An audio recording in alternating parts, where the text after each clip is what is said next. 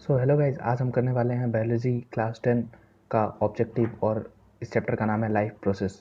Okay, तो यहाँ पे हमारा सामने पहला जो क्वेश्चन निकल के आता है, name the tissue which transports water and mineral in plants. तो इसका सीधा सा आंसर होगा, आप लोग को पता भी होगा शायद से, बाइलियम जाइलम। ओके, ये वन वर्ड है लेकिन मैंने ऑब्जेक्टिव भी रखा है। ओके, तो अब आगे बढ़ते हैं। Okay, name the process in which plant loses water in the form of water vapour. अब उस प्रोसेस का नाम बताना है जिसमें प्लांट वाटर वेपर लूज करता है। ओके, तो उस प्रोसेस का नाम है ट्रांसपिरेशन। ओके, तो ट्रांसपायरेशन। ओके, अब आगे बढ़ते हैं। तो यहाँ पे हमारे सामने एक क्वेश्चन निकल के आता है, प्रोटीन डाइजेस्ट एंजाइम्स। तो इसका नाम तो आप लोग को पता ही होगा, दैट इज पेप्सिन। ओके, अब हमारा अगला क्वेश्चन ऑब्जेक्टिव है, the raw material required in the autotrophic mode of nutrition involves carbon dioxide, water, chlorophyll, nitrogen and sunlight. तो यहाँ पे पूछ रहा है कि इस सब में से कौन सा जरूरी होता है। ओके, प्लांट्स के लिए जरूरी क्या है, फूड बनाने के लिए कार्बन डाइऑक्साइड भी जरूरी है, वाटर भी जरूरी है, क्लोरोफिल, सनलाइट एंड नाइट्रोजन चारों जरूरी है। तो यहाँ पे हमें खोजना है चार कौन सा है, फर्स्ट सेकंड फिफ्थ। तो यहाँ पे हमें हमारे सामने आंसर दिख रहा है ऑल ऑफ दिस, तो हमारा आंसर ये हो जाएगा। ओके, अब आगे बढ़ते हैं। That is a few drop of iodine solution are added to rice. Okay, few drop of iodine solution are added to rice. Okay, the solution turn blue black in color. Colour क्या हो जाता है, blue black. Okay, this indicate rice water contents. ये क्या दिखाता है कि rice water में क्या है। ओके, तो यहाँ पे हमारे पास राइस वाटर में स्टार्च है। ओके, तो सिंपल आंसर हमारे पास स्टार्च है। ओके, अब आगे बढ़ते हैं।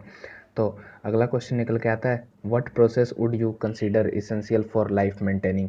ओके, तो यहाँ पे कुछ प्रोसेस दिए हैं ऑप्शन में, तो आपको क्या लगता है कौन सा जरूरी है। तो यहाँ पे मैं दिखा देता हूँ, respiration, nutrition, digestion, all of these. तो हमारे लिए ज़रूरी कौन कौन सा है। ओके, तो हमारे लिए रिस्पिरेशन भी ज़रूरी है, न्यूट्रिशन भी ज़रूरी है एंड डाइजेशन भी ज़रूरी है। तो यहाँ पे हम ऑल ऑफ दीज में टिक कर सकते हैं। ओके, तो हमारा आंसर ऑल ऑफ दीज हो जाएगा। अब आगे बढ़ते हैं अपने अगले क्वेश्चन की तरफ। तो that is, what is the process by which autotroph take in substance from outside and convert them into stored form of energy।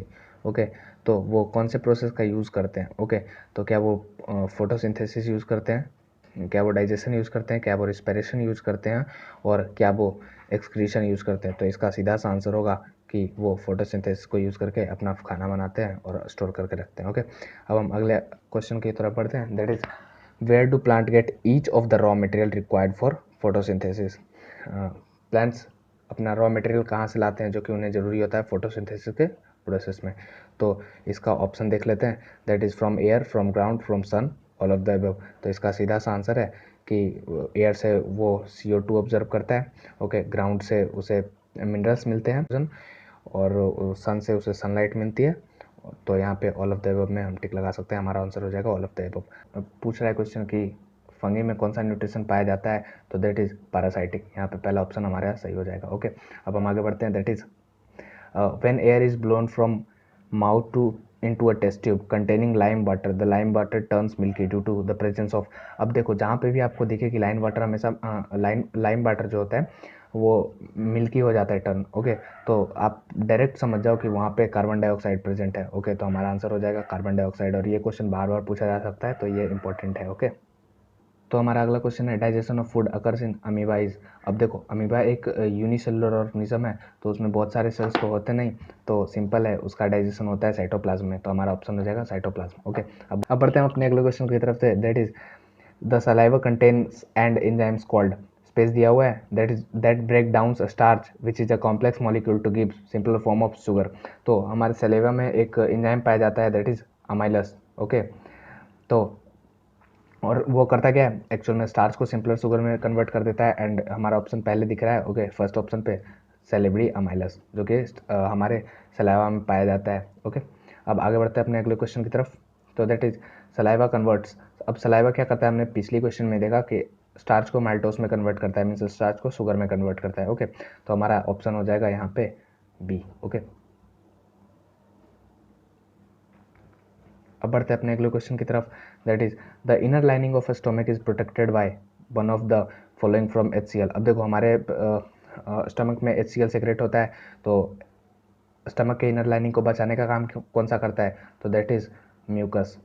MUCUS। Okay, तो हम हमारा ऑप्शन देख सकते हैं, ऑप्शन बी है। ओके, तो हम यहाँ पे लिखा सकते हैं दैट इज म्यूकस। ओके, अब आगे बढ़ते हैं।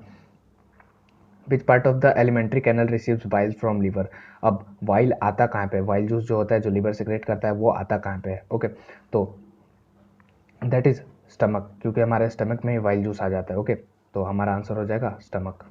तो अब हम अपने अगले क्वेश्चन की तरफ आते हैं, that is which part of alimentary canal is food finally digested. Okay, मतलब पूछा है कि कहाँ पे अपना खाना पूरा डाइजेस्ट हो जाता है अच्छे तरीके से, तो that is small intestine, because इसके बाद एक्सक्रेशन का प्रोसेस होता है, तो हमारा जो लास्ट स्टेप होता है डाइजेशन का वो स्मॉल इंटेस्टाइन में कंप्लीट होता है। ओके, तो where does the digestion start, digestion start कहाँ से होता है, तो मैंने बता दिया कि सेलेब्री अमाइलस होता है। ओके, जो हमारे माउथ में माउथ के सलाइवा ग्लैंड में होता है। ओके, तो मतलब सिंपल सा आंसर, हमारे माउथ से ही डाइजेशन स्टार्ट हो जाता है। ओके, बढ़ते हैं अपने अगले क्वेश्चन की तरफ, दैट इज, तो हमारा अगला क्वेश्चन है the small intestine is coiled to increase the surface area why it is so.